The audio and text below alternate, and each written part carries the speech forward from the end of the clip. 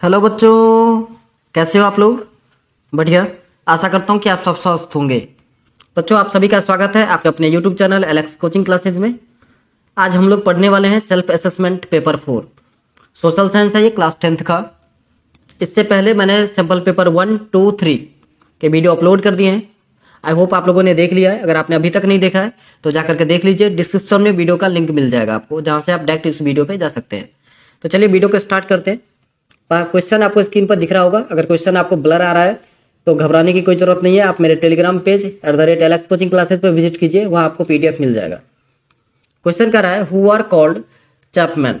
सो बच्चों, जो pocket book बेचते थे, पॉकेट बुक जो होता है ना, हम लोग के पॉकेट में लेकर के कहीं भी चले गए, छोटा सा बुक जिसमें मैक्सिमम 25 पेज होते थे।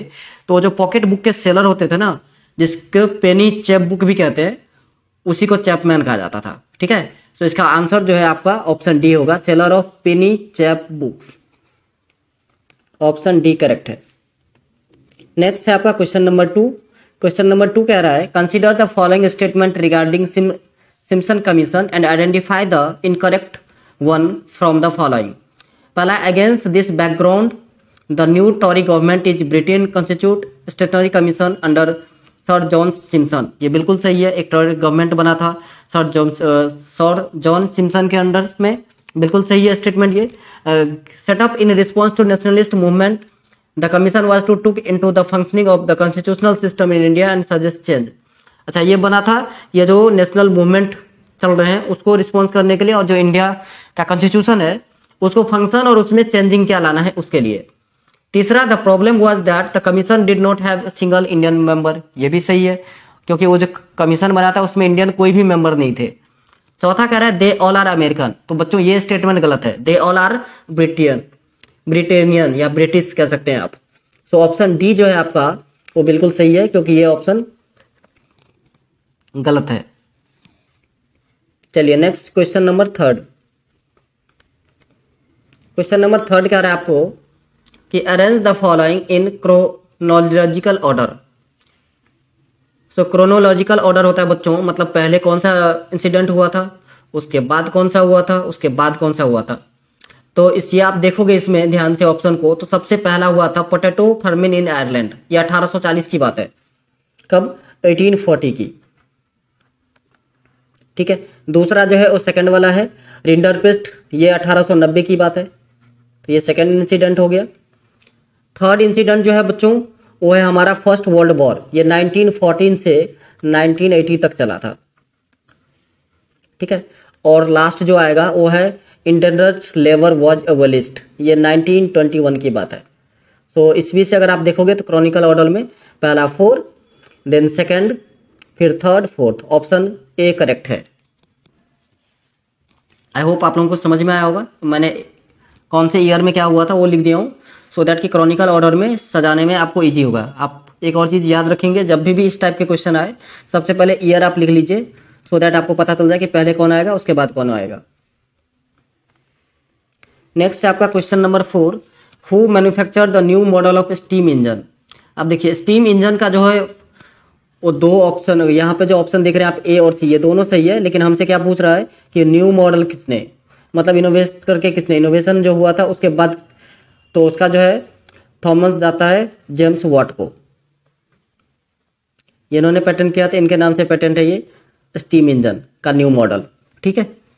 चलिए नेक्स्ट कर grouping of small land holding into a bigger one is called. ये होता है बच्चों कंसोलिडेशन ऑफ लैंड होल्डिंग। छोटे छोटे लैंड को जोड़ करके एक बड़ा लैंड जो बनाने की प्रक्रिया होता है या प्रोसेस होती है, उसे हम कहते हैं consolidation of land holding. Option D. Next है आपका analyse the information given below considering one of the following correct option. अब देखिए contour ploughing, strip cropping, terrace farming और एफॉरेस्टेशन। ऑप्शन में है measure of ploughing, measure for terrace farming, measure of soil conversion, measure of afforestation. ये जितना आप देख रहे हैं contour ploughing, strip cropping, terrace farming, afforestation, ये सारे किसके लिए किया जाता है? Measure of soil conversion. So option B बच्चों करेक्ट है।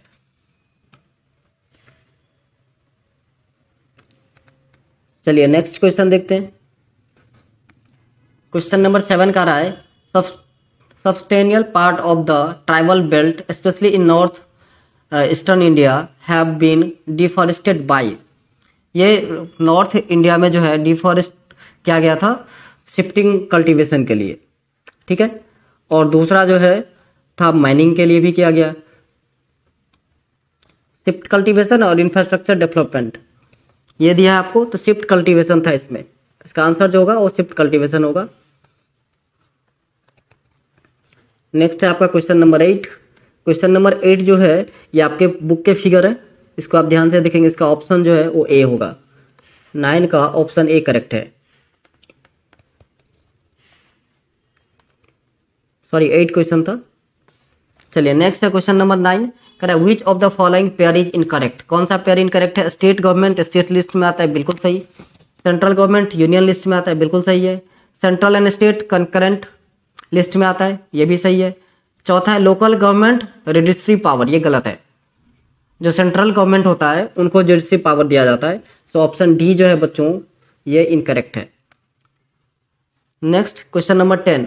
Can I believe that the majority community should be able to rule a country in whatever they want. ये मैंने ऑलरेडी आप लोगों को पढ़ा चुका हूँ, पहले भी सैंपल पेपर में ये था। मेजोरिटिज्म होता है ये, मतलब जिस कम्युनिटी की पॉपुलेशन ज़्यादा होगा वो जैसे भी चाहे वैसे रूल कर सकता है, विदाउट ये ध्यान दिए हुए कि माइनॉरिटी का क्या होगा। माइनॉरिटी के नीड को बिल्कुल भी ध्यान में नहीं रखा जाता। इस टाइप का जो प्रोसेस है उसको मेजोरिटिज्म कहते हैं। Next question number 11। Can I measure steps toward decentralisation taken in 1992 were. So ये जो आप देख रहे हैं 1992 में जो डिसेंट्रलाइजेशन हुआ था to hold regular election of local government bodies, बिल्कुल सही है। At least 1/3 of all the position are reserve for women, ये भी सही है। State election commission has been created in each state, ये भी सही है। मतलब ऑल ऑफ दीज 1992 के बाद ये सारे फैसले हुए थे कि जो है लोकल गवर्नमेंट होना चाहिए, ठीक है। 1/3 जो है पोजीशन होना चाहिए वुमेन के लिए रिजर्व, और स्टेट इलेक्शन कमीशन होना चाहिए। सारी चीजें डिस्कस हुई थी, तो all of the above are correct. Next है आपका modern democracies maintain check and balance system, identify the correct option based on the horizontal power sharing agreement. तो देखिए इसका जो हॉरिजॉन्टल पावर डिस्ट्रीब्यूशन होता है वो होता है लेजिस्लेटिव, एग्जीक्यूटिव और जुडिशरी, ठीक है। ऑप्शन बी करेक्ट है।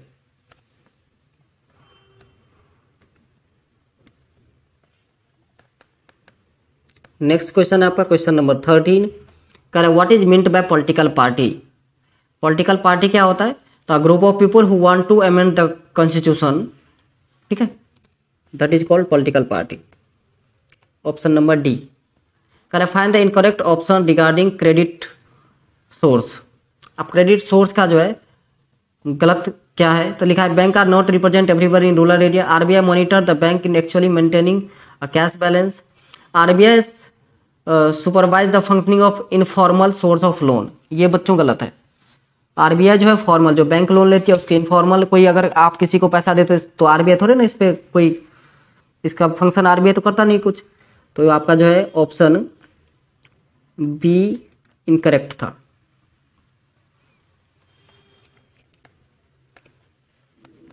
चलिए next question number 15।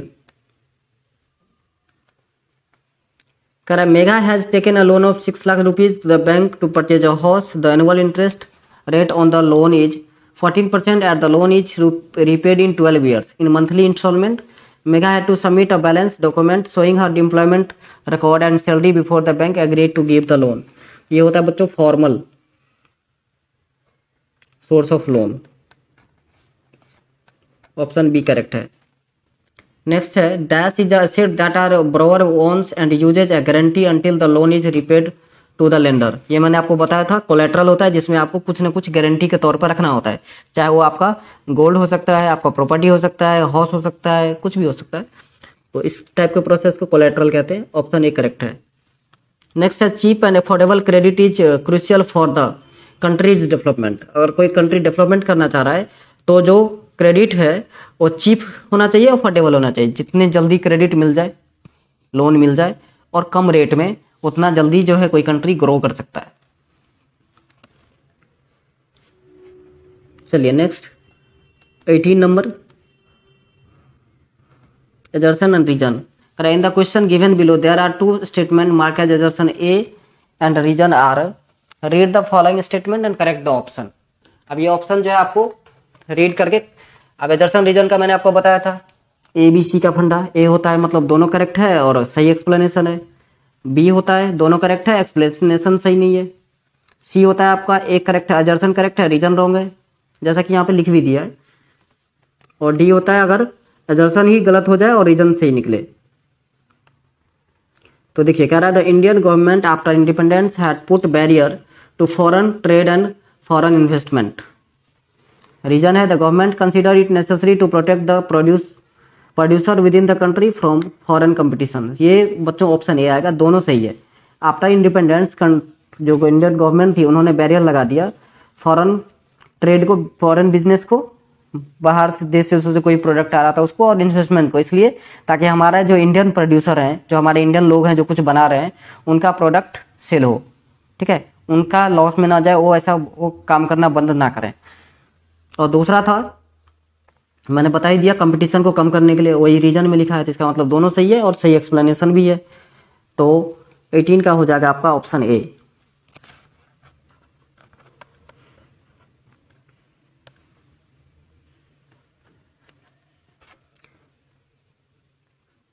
Then 19 number है, कह रहा है dash fall under territory sector. अब टेरिटरी सेक्टर में कौन क्या क्या आता है, तो देखिए मैन्युफैक्चरिंग टेक्नीशियन सर्विस प्रोवाइड करता है टेक्नीशियन, इंडस्ट्रियल इंजीनियर ये भी सर्विस प्रोवाइड करता है, टीचर ये भी एक तरीके का सर्विस है पढ़ाना, ठीक है, डेली वेगर कह सकते हैं। नेक्स्ट क्वेश्चन है आपका क्वेश्चन नंबर 20, कह रहा है an organisation whose aim is to liberate international trade is. अब देखिए जो इंटरनेशनल ट्रेड लिबरेट करता है, जिसकी वजह से इंटरनेशनल ट्रेड होता है किसी भी कंट्री का, वो उसका काम क्या, किसका काम है ये, तो ये काम होता है बच्चों WTO, वर्ल्ड ट्रेड ऑर्गेनाइजेशन। यही फंक्शन करता है जितने भी कंट्री में ट्रेड हो रहा है, बिजनेस हो रहा है एक कंट्री से दूसरे कंट्री में, इन सबका जो देखभाल है एक तरीके से कहो, वो सारा काम किसका होता है, WTO को, वर्ल्ड ट्रेड ऑर्गेनाइजेशन को। तो ऑप्शन सी करेक्ट है। चलिए अब हम सेक्शन बी पढ़ने वाले हैं, वेरी शॉर्ट आंसर है, 2 मार्क्स के क्वेश्चन है, 4 क्वेश्चन करने होते हैं, 4 ही क्वेश्चन ही है। कह रहा है how the European colonisers drag the African people to work as a labour. अब देखा रहा कि जो यूरोपियन थे उन्होंने कैसे जो है अफ्रीकन पीपल को एज ए लेबर जबरदस्ती एक तरीके से कह सकते काम करवाया, ठीक है। तो सबसे पहले ये इसका रीजन ये था, आंसर भी हम आपको दिखा देंगे, क्योंकि वहाँ की जो गवर्नमेंट थी अफ्रीकन, उन्होंने क्या किया था, हाई टैक्स पे कर दिया था। Heavy tax are imposed which could be paid only by working for wages. अब हाई टैक्स तभी पे किया सकता है जब वो क्या करेगा, वेजेज पे काम करेगा, ठीक है। और planting and mines, interest laws were change with displace the peasant from land. आप जो पीजेंट लोग थे उनको जो है लैंड में कन्वर्ट कर दिया, वो ऐसे लॉ बना दिया गया, जिसकी वजह से जो है यूरोप अफ्रीकन जो लोग थे उन्हें मजबूरी में एज ए लेबर वर्क करना पड़ा। तो इस तरीके से आप आंसर लिख सकते हैं, यह आंसर आप लोगों को दिख रहा होगा।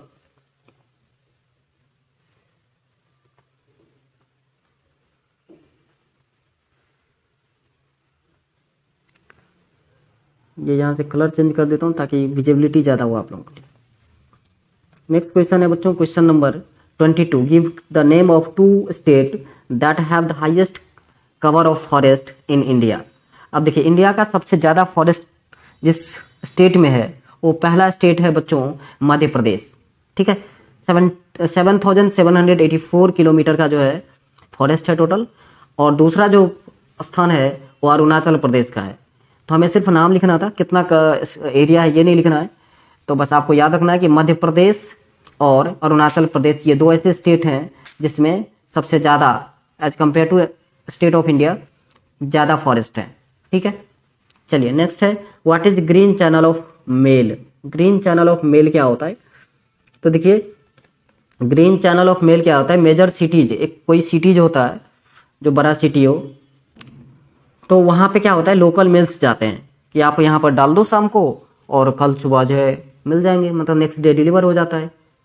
सुबह क्या पूरे दिन डाल सकते हो। तो ये जिस चैनल के थ्रू डिलीवर होता है, ये जो लेटर है, ठीक है, इसको हम ग्रीन चैनल कहते हैं। इसका आंसर कुछ इस टाइप से आप लिख सकते हो, यहाँ पर दिख रहा होगा आप लोगों को आंसर। ये देखिए लिखा है green channel exist in all major cities for delivering of local mails. A mail from a town posted to the same town is delivered the next day through the green channel. Green post boxes are installed for this purpose.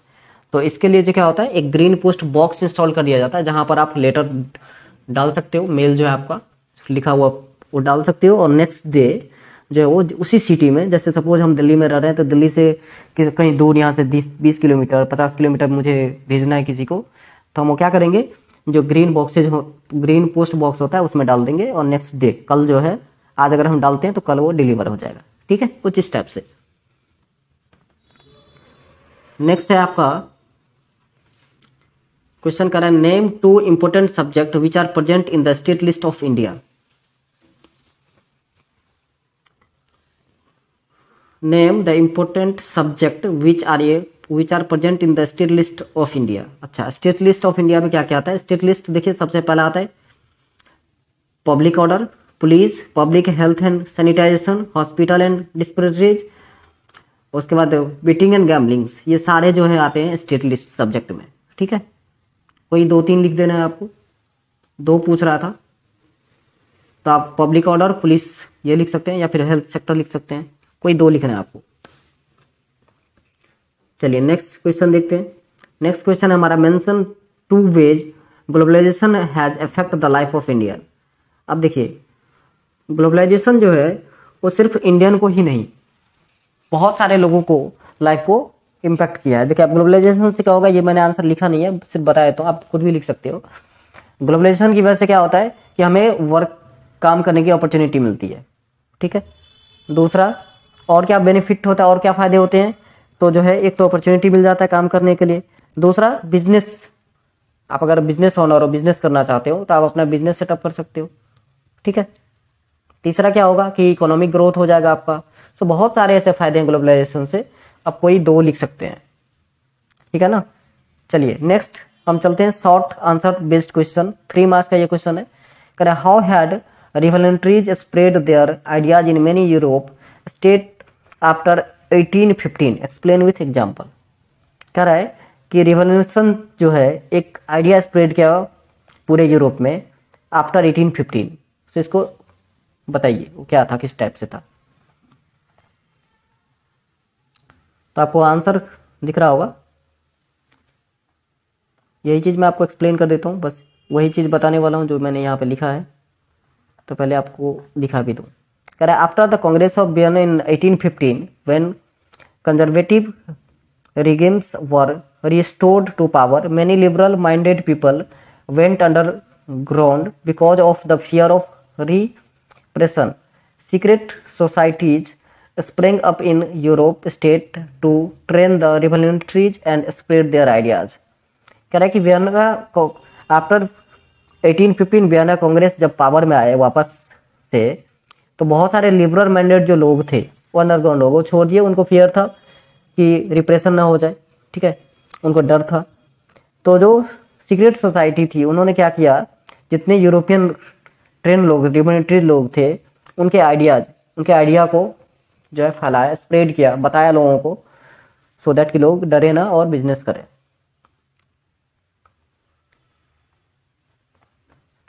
चलिए next कह रहा है suggest any 3 way to maintain body mass index BMI।